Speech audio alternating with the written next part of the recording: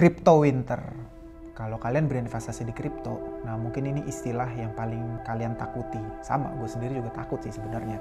Kenapa? Karena kalau crypto winter datang, itu Bitcoin itu bisa berdarah lebih dari 50%, dan altcoins jangan ditanya, wah itu bisa lebih dari 90%, bahkan ada yang nggak survive. Nah, tapi gini, banyak orang yang sekarang itu bilang ekspektasi tahun 2022 crypto winter akan start. Sampai kapan? Sampai selama setahun, sampai 2023. Tapi di video kali ini sebenarnya gue tertarik ngebahas sebetulnya apakah benar crypto winter akan datang, dan kira-kira indikatornya apa sih yang menentukan apakah crypto winter itu sudah dekat atau tidak. Oke, tapi sebelumnya buat kalian yang baru pertama kali nonton video ini, nama gue Andre and welcome to my YouTube channel. Dimana di channel ini gue akan lebih banyak membahas seputar investasi ataupun finance. Buat kalian yang baru pertama kali mampir, please don't forget to subscribe, juga ping notification bell-nya supaya setiap ada video kalian bisa langsung dapat notifikasinya. Nah, kalau kita bicara tentang crypto winter, gue tertarik untuk membahas dari definisinya dulu nih. Apa sih definisi crypto winter? Itu adalah satu periode di mana Bitcoin, anyway nggak cuma Bitcoin sih, sebenarnya semua cryptocurrencies itu mengalami penurunan harga secara stagnan dan berkepanjangan. Itu tuh bisa sampai 1 tahun penurunan harganya. Nah, ini udah ada historinya, sudah pernah terjadi sebetulnya di tahun 2014, lalu di tahun 2018. Nanti gue akan tunjukin ke kalian. Dan katanya secara teori, gue nggak tahu ya, jadi gini, banyak teori lah mengenai crypto winter. Cuman kalau yang gue tahu dan menurut gue cukup valid, itu crypto winter biasanya terjadi kira-kira 1 sampai 1,5 tahun after Bitcoin halving.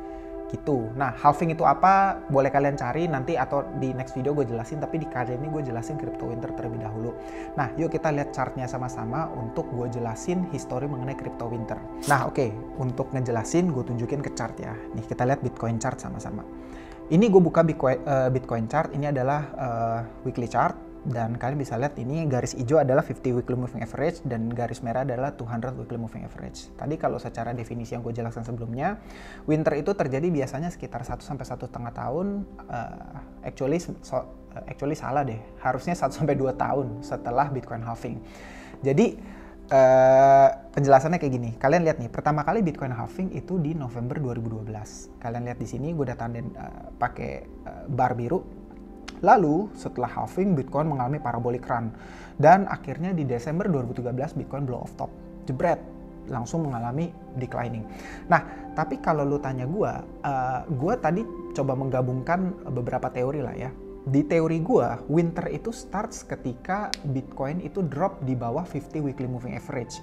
Nih, garis hijau 50 weekly moving average. Kalian bisa lihat, kalau kita bicara weekly chart, 50 weekly moving average ini adalah bisa dikatakan satu indikator yang kuat banget untuk menunjukkan Bitcoin itu sedang dalam uptrend. Mungkin kayak gitu kali ya. Jadi kalian lihat selama ini Bitcoin parabolic run tidak pernah menyentuh di bawah 50 weekly moving average. Tapi kalian lihat, once drop di bawah 50 weekly moving average, Bitcoin back to stronger supportnya di area berapa? Yaitu di area 200 weekly moving average. Atau kalau kata orang-orang gitu ya, setelah blow off top, Bitcoin itu biasanya akan mengalami 85% correction ya, 85% correction. Kita lihat apakah benar 85%? Benar juga sih sebenarnya. Kalian lihat di sini, blow off top di Desember itu harga Bitcoin kira-kira 1.100. Lalu titik terendahnya di kira-kira bulan apa nih? Januari 2015 harga Bitcoin itu di $151. Jadi ya memang benar sekitar 85% correction. Baru setelah itu Bitcoin mengalami setelah itu Bitcoin itu melanjutkan uptrendnya lah ya. Terus kita lihat nih, yang kedua Bitcoin halving itu adalah di kapan? Di November 2016, kira-kira 4 tahun setelahnya. Nih ya, Juli 2016, gue salah. Juli. Nah, kira-kira di sini. Nih, gue udah tandain bar biru lagi. Di sini kira-kira second halving. Dan setelah second halving, kalian lihat Bitcoin parabolic run lagi. Sampai akhirnya di Desember 2017, Bitcoin top itu di harga sekitar 19 sampai 20 ribu. Jadi kalian bisa lihat nih ya, Bitcoin itu kan pertama kali ditemukan itu sekitar Januari 2009 ya. Kalau kalian buka histori, kapan sih Bitcoin pertama kali diperdagangkan atau ditemukan, itu adalah Januari 2009. 4 tahun kemudian, di bulan Desember 2013, Bitcoin blow off top. and then masuk winter. Setelah itu kalian lihat lagi di sini, Desember 2017, 4 tahun kemudian lagi, Bitcoin blow off top lagi, and then mengalami correction lagi, sampai kemana? Sampai ke area 200 weekly moving average di sini. Dan apakah 85%? Kita lihat lagi faktanya. Nih kalian lihat nih ya, topnya Bitcoin itu di Desember 2017 itu sekitar 19 hampir 20 lah ya. Kita anggap aja 20 ribu nih, 20 ribu nih ya anggaplah ya. Terus kalian lihat nih, di bulan Desember 2018, jadi 1 tahun setelahnya Bitcoin itu berada di harga berapa? 3.100. Exactly 85% correction lagi. Dari 20.000 back ke 3.000 correctionnya. Jadi dua hal ini valid nih. Ini udah kayak apa ya? Bisa dikatakan siklus nih. Karena gini, kalau kita ngomong chart, kita ngomong price action, kalau ada satu pola yang berulang, bisa dikatakan kemungkinan besar pola ini bisa terulang kembali gitu. Karena kenapa? Ini katanya ya, kalau kita baca chart gitu kan ada satu quotes yang mengatakan history will repeat itself. Nah, inilah kita sekarang. Kita lihat ya. 4 tahun kemudian setelah Juli 2016, kalian pasti tahu, kalian lihat schedule-nya, Bitcoin itu halving lagi di bulan Mei 2020 kalau gue nggak salah. Kalau gue nggak salah, iya benar, Mei 2020. Nih, gue tandain lagi di bar biru lagi. Kira-kira di sini Bitcoin halving lagi. Dan kalian bisa lihat setelah itu Bitcoin mengalami parabolic run lagi. Cuman gini, banyak orang yang masih berpikir sebetulnya kita belum di titik puncak dari parabolic run-nya ya. Tapi kalau kita lihat historinya, setelah halving di Mei 2020, sekarang kita udah memasuki bulan Desember. Yang mana 4 tahun setelah Desember 2017. I mean, kita sebetulnya kalau menurut gua perlu sangat berhati-hati akan Fourier cycle ini. Karena kalau memang cycle-nya terulang kembali, bisa dikatakan Desember ini bisa dikatakan akan menjadi peak daripada Bitcoin. Entah berapapun harganya naik sampai kemana ya, kita nggak tahu ya. Memang bisa dikatakan ini akan jadi peaknya. Gitu, kalian bisa lihat nih. Chartnya sekarang udah terlihat kurang bagus, kalian bisa lihat sudah mulai drop. Ada beberapa yang bilang Bitcoin membentuk double top, actually ya bisa dikatakan double top juga. Dan kita lihat apakah koreksinya itu sampai below 50 weekly moving average atau enggak. Karena kalau dropnya itu bisa sampai below 50 weekly moving average, bisa jadi kita memasuki winter lagi, yaitu Bitcoin balik ke area support 200 weekly moving average. Dan anyway, tapi gimana ya, dipikir-pikir, gue bisa bilang gini sih, kalau kalian interest to invest in cryptocurrencies, I don't think it's the right time untuk saat ini. Ini personal opinion gue ya, sekali lagi ya, I don't think it's the right time. Kenapa? Karena in my opinion, kita lagi ada di ekor dari bull market gitu.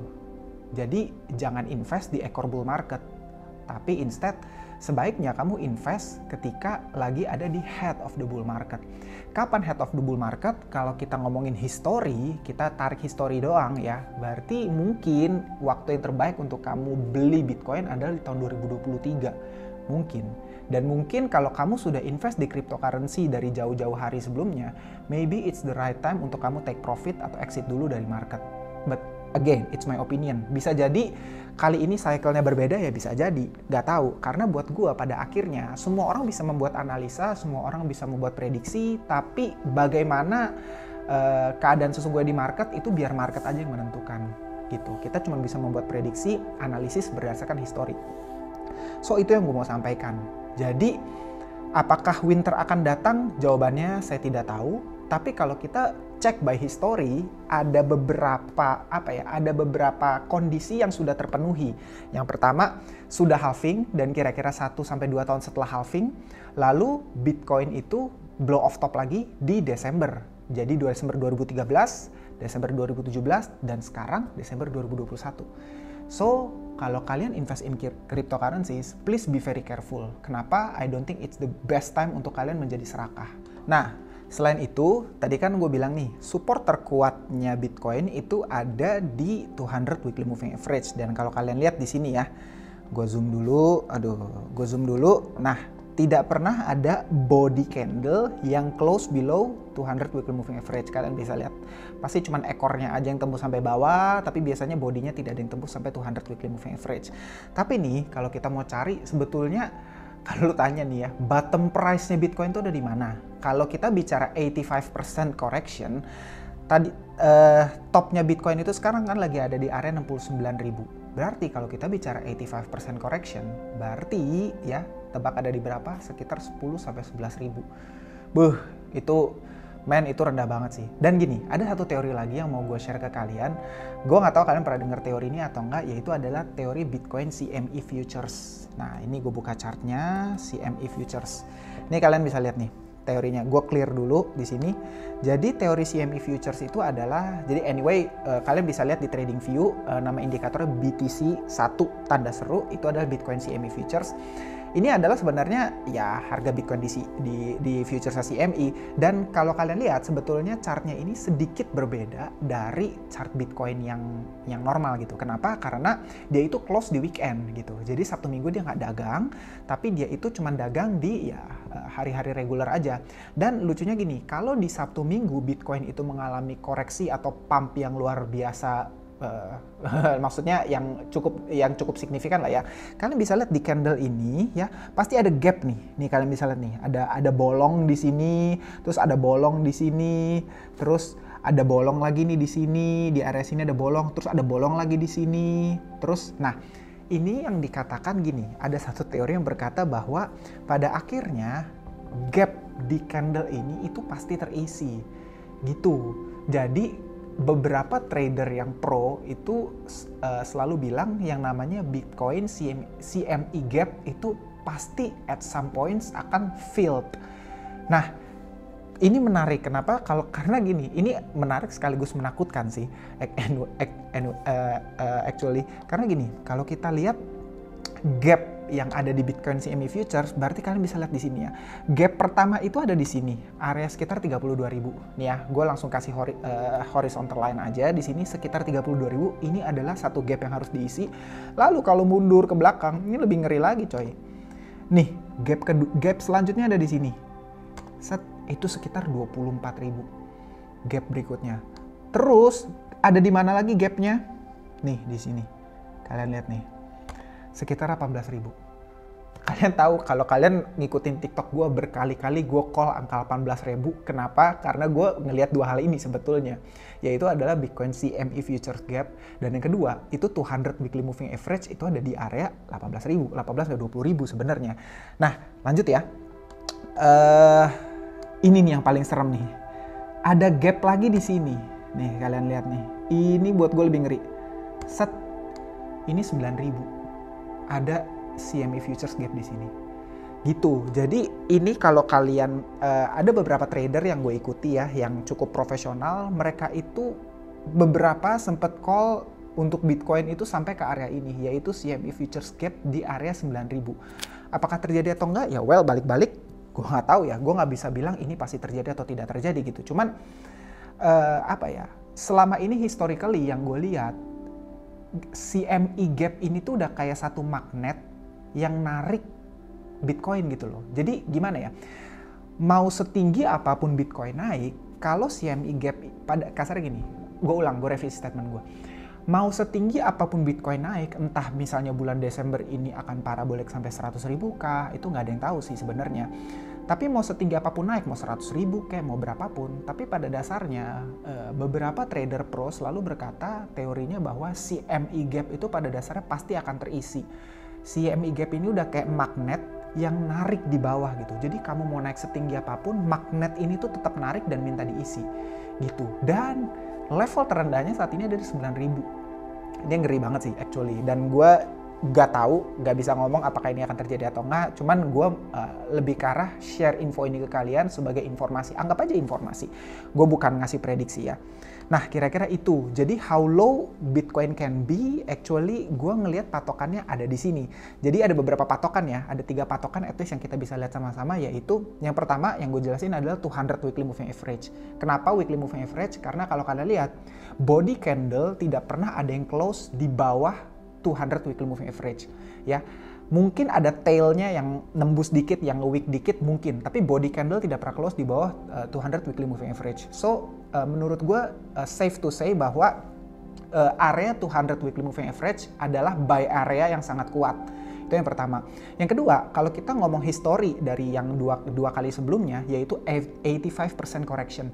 Kalau bener 85% correction lagi, berarti Bitcoin itu bisa berada di area berapa? 11.000 dari 69.000. Dari 69.000 drop, kurangin aja 85%, berarti area sekitar 11.000. Dan teori yang ketiga, how low Bitcoin can be, itu adalah di area 9.000 dari teori apa? Bitcoin CME gap, CME futures gap. Nah, terjadi yang mana? Nggak tahu, kita lihat aja. Gue cuman sekedar menyampaikan informasi dan game theory aja. Tapi pada dasarnya menurut gue biar market aja menentukan apakah ini akan terjadi atau enggak. And kalau kalian ikutin gue di TikTok, kalian pasti tahu gue udah exit sebagian besar posisi gue. Gue literally udah bener-bener exit karena gue expect ya bisa jadi crypto winter ini akan datang gitu. Dan gue nggak terlalu nyaman untuk mengambil resiko di masa-masa sekarang ini. Kira-kira seperti itu. Nah, itu dulu yang mau gue sampaikan di video kali ini. Kalau kalian merasa video ini bermanfaat, please don't forget to share ke teman-teman kalian, like, and subscribe juga. Dan gue pengen tanya deh, kita diskusi selanjutnya di komen ya. Kita ngobrol di komen, menurut kalian, apakah crypto winter akan datang? Dan kalaupun crypto winter benar-benar datang, kalian expect Bitcoin akan koreksi sampai ke level mana? Yang 1, 2, atau 3? Oke? Yuk kita diskusi di komen ya. Thank you.